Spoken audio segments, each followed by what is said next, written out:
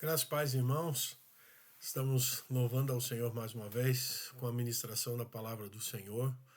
E hoje nós temos uma palavra interessante, começa uma nova série, e essa série é Minha Cidade é o Meu Horizonte. O que isso significa?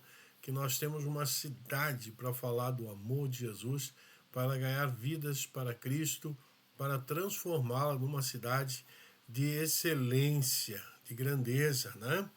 Então, o subtítulo então do estudo é A Adoração Vence a Batalha.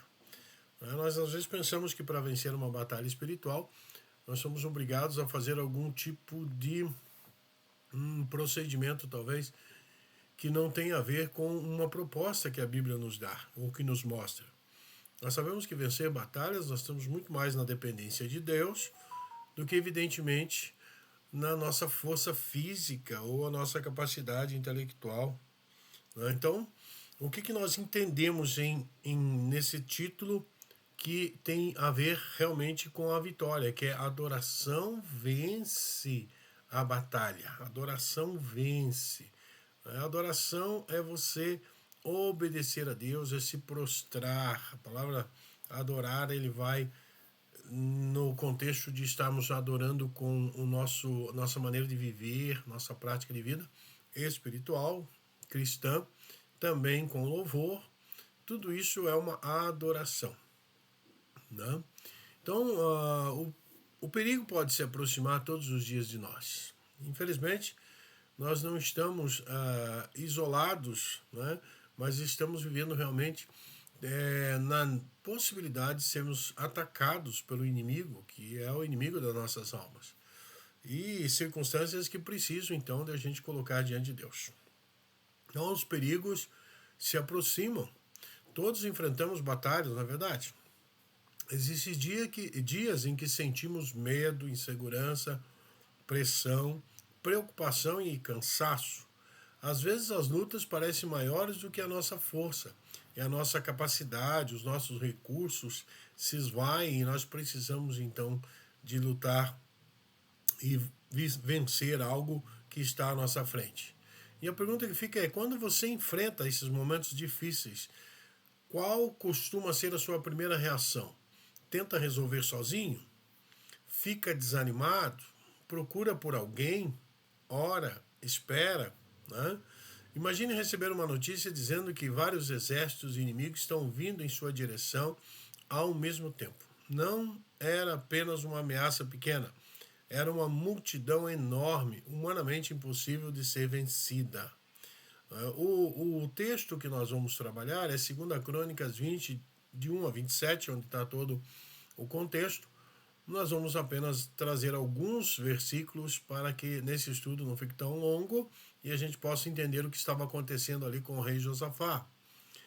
Foi exatamente isso que aconteceu com ele, Josafá e o povo de Judá. Usando os recursos naturais e humanos disponíveis, não havia saída. A pressão de um exército maior do que o que eles poderiam enfrentar. Mas essa história nos ensina primeiramente que algumas batalhas são vencidas de joelho, a unidade do povo de Deus nos fortalece, a fé louva antes da vitória e a adoração muda atmosferas. E Deus ainda luta pelo seu povo, não é verdade? Ele está lutando por nós. Em 2 Crônica, então, 20, de 1 a 27, tudo começou quando alguns homens chegaram correndo, trazendo uma notícia desesperadora. Olha o que diz o versículo 2 do capítulo 20 de 2 Crônicas. Um exército enorme vem contra ti.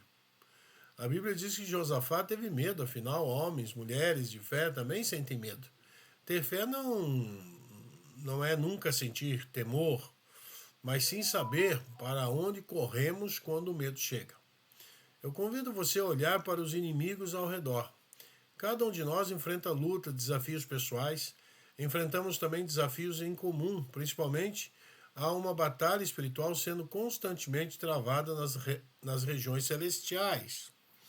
Nessa batalha, o inimigo das nossas almas, seu exército, O exército das trevas está tramando para destruir a nossa geração e a nossa cidade. O interesse do inimigo é que nossa geração pereça, dominando as pessoas com engano, prazeres, distrações, pecados, escravidão, cegueira e morte espiritual. Infelizmente, existem potestades e hostes demoníacas agindo em nossa cidade. Pessoas estão sendo destruídas e levadas à perdição eterna, devido à ação dos nossos inimigos. Da mesma maneira que Josafá, nós não temos como derrotar os nossos inimigos que agem em nossa cidade, na nossa própria força, mas em nome de Jesus, nós podemos derrubá-los, vencê-los. Né? Aquele que venceu o inferno e a morte, Jesus, é através dele que podemos vencer. Eu convido você a olhar para essa história impressionante contida em 2 Crônicas 20, para aprendermos as melhores estratégias para conquistar a vitória sobre Curitiba, sobre Pinhais, as regiões adjacentes, nas cidades onde Deus tem plantado as igrejas dele. E a pergunta é: quais inimigos espirituais você percebe agindo em nossa cidade? Você crê que Deus já nos deu a vitória sobre os inimigos que agem sobre nossas cidades? Primeiro, o poder da unidade. Ao invés de agir impulsivamente e entrar em desespero, Josafá tomou uma decisão. 2 Crônicas, capítulo 20, versículo 3 diz: Alarmado, Josafá decidiu consultar o Senhor e proclamou um jejum em todo o reino de Judá. O rei Josafá entendeu que algumas batalhas não serão vencidas apenas com a força, e sim com a dependência de Deus. Além disso, todo o povo correspondeu de maneira impressionante. Ninguém ficou isolado e eles decidiram não enfrentar a crise sozinhos. Toda a nação se reuniu para buscar o Senhor. É o que fala no versículo 4 desse texto. Reuniu-se, pois, o povo, vindo de todas as cidades de Judá, para buscar a ajuda do Senhor.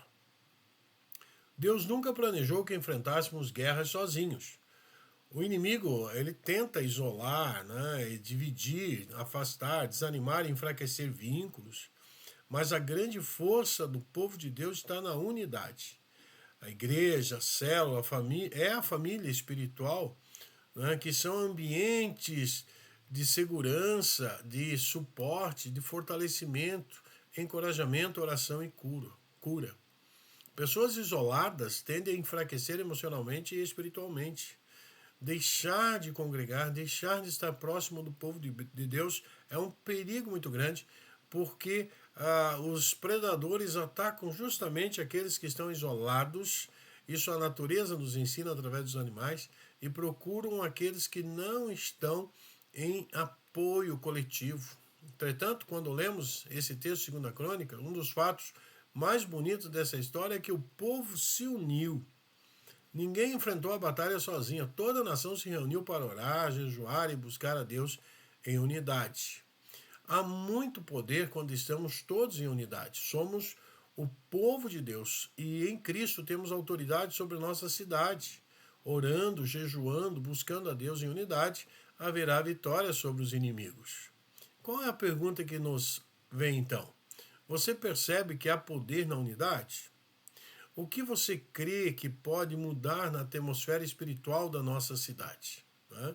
O que você acha que pode mudar a nossa cidade para uma cidade que adora, que glorifica o nome do Senhor e que vidas são resgatadas, pessoas são transformadas? O segundo tópico vai dizer que o poder da adoração. Olha o que acontece na história de Josafá e o povo daquele momento. Enquanto todos estavam reunidos diante de Deus, o Espírito Santo trouxe uma palavra profética e poderosa. Não tenham medo, nem fiquem desanimados por causa desse exército enorme, pois a batalha não é de vocês, mas de Deus. 2 Crônicas, capítulo 20, versículo 15. Mas então Deus entrega uma estratégia completamente inusitada. Ao invés de colocar os soldados mais fortes à frente da batalha, Josafá faz algo que parecia loucura aos olhos humanos. Ele coloca os levitas do seu tempo e os músicos à frente do exército. Aqui um adendo: levita era um povo daquela época e hoje nós não temos levitas. Né? Os nossos músicos da igreja são os músicos da igreja, né? São pessoas abençoadas com dons e talentos para tocar e para glorificar e cantar o nome do Senhor. Então imagine essa cena. Na frente não estavam arqueiros, homens armados, cavalos e guerreiros experientes. Na frente estavam adoradores, homens cantando enquanto caminhavam em direção ao campo de guerra. Josafá e seu povo agiam totalmente em fé, contra toda a lógica natural. A adoração deles era uma declaração pública. Confiamos mais em Deus do que na nossa própria força. Essa deve ser também a nossa expressão. Então, depois de consultar o povo, Josafá nomeou alguns homens para cantarem ao Senhor e a louvarem pelo esplendor da sua santidade, indo à frente do exército. 2 Crônicas 20, 21. Eles adoraram antes da vitória aparecer e cantaram antes da resposta chegar. Diante dos inimigos, eles louvaram. A declaração do povo era uma só. E era: deem graças ao Senhor, pois o seu amor dura para sempre. 2 Crônicas 20, 21. Observe que a virada da batalha aconteceu quando a adoração começou. O texto não diz que venceram quando pegaram as armas ou quando montaram estratégias militares. A Bíblia diz quando começaram a cantar. É poderoso quando o povo de Deus se une em adoração, pois a adoração fortalece a fé, muda a atmosfera, quebra cadeias espirituais, reposiciona o coração e exalta a Deus acima das circunstâncias. Foi através da unidade da fé, da oração e da adoração que Judá venceu os seus inimigos. E a pergunta é, quando isso é declarado lá em 2 Crônicas 20, 22. Quando começaram a cantar e entoar louvores, o Senhor preparou as emboscadas contra os inimigos. Isso continua sendo verdade hoje. Todos os nossos inimigos não sejam um exército físico, mas existem guerras espirituais acontecendo. Ansiedade, medo, divisão, opressão, desânimo, pecados, vícios, frieza espiritual, ataques contra a família, conflitos emocionais, distração espiritual, etc. Isso continua então acontecendo nos nossos dias de hoje. Nem sempre é uma guerra física, como existe também, né? O mundo hoje vive também em guerra. Mas nós temos as guerras espirituais e Deus continua chamando seu povo para adorá-lo em unidade. A proposta é a mesma hoje. Como igreja, precisamos entender que vencemos por meio do amor da presença de Deus. Precisamos levantar uma geração de adoradores, porque há as batalhas que são vencidas primeiro no mundo espiritual. Elas são vencidas primeiramente no mundo espiritual. Cremos que Deus esteja procurando hoje não apenas guerreiros armados, mas adoradores posicionados. E a pergunta que eu faço é: você crê que a adoração é uma boa estratégia de guerra para nós? Eu creio plenamente nisso, né?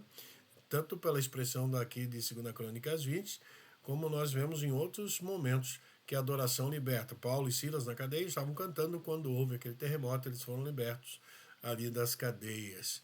Então há muita expressão de louvor trazendo libertação imediata. Bom, para concluirmos esse estudo, assim como aconteceu nos dias de Josafá, também estamos vivendo um tempo profético, um tempo que Deus já declarou que nós teríamos batalha, né?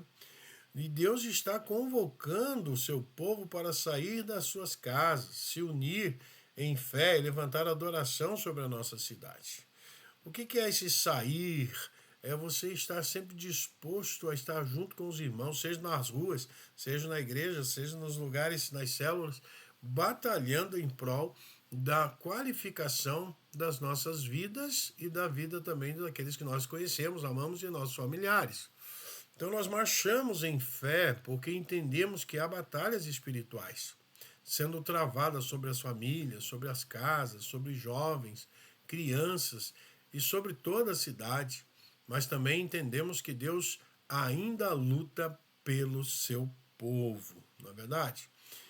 Luta para que nós possamos vencer vícios, quebrar vícios, né? Opressões caindo, pessoas encontrando Jesus, cadeias emocionais sendo destruídas, famílias sendo restauradas e uma nova atmosfera espiritual liberada sobre a nossa cidade. Assim como Deus entregou vitória ao povo de Judá, também cremos que Ele entregará esses despojos em nossas mãos, né? Lá na história, lá em Gênesis, 2 Crônicas 20, 24, 25, diz assim: quando os homens de Judá foram ao lugar alto que dá para o deserto e olharam para o imenso exército, viram somente cadáveres no chão. Ninguém havia escapado.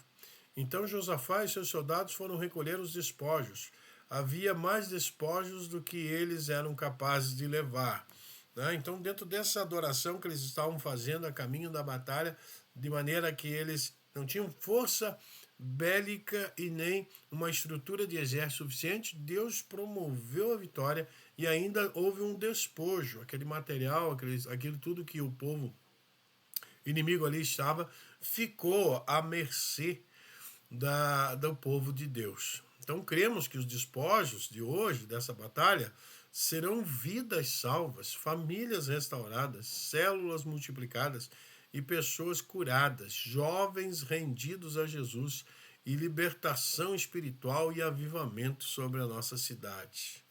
Por isso, como células, somos chamados a nos posicionar. Não podemos assistir de longe, precisamos marchar juntos, adorar juntos, guerrear juntos, que a nossa célula tenha essa intencionalidade de adorar e glorificar o nome do Senhor, não só no momento de encontro aqui que nós temos, nas quinta-feiras, mas todos os dias nós possamos estar adorando, glorificando o nome do Senhor e buscando fazer a sua vontade, né? Portanto, ore diariamente pela sua cidade, ore para que Deus tenha misericórdia, para que a nossa cidade seja abençoada em todos os sentidos. Para nós entendermos essa finalização, separe algum tempo de oração em unidade. Ore pela cidade, né? Pelos líderes, pelos músicos, pelas famílias e pelas pessoas que serão também alcançadas. Depois, declare que o Senhor é o Senhor dessa cidade, que Ele pode mudar toda e qualquer circunstância. Nossa cidade pertence a Jesus, apesar que ela possa estar sendo dominada pelo mal, ela é do Senhor e Ele pode reverter esse quadro maldoso que está ou acontece nas cidades. Isso pode promover, então, libertação espiritual em nossa cidade, famílias sendo restauradas, cadeias sendo quebradas no sentido de vidas presas ao inimigo, sofrendo as opressões do maligno.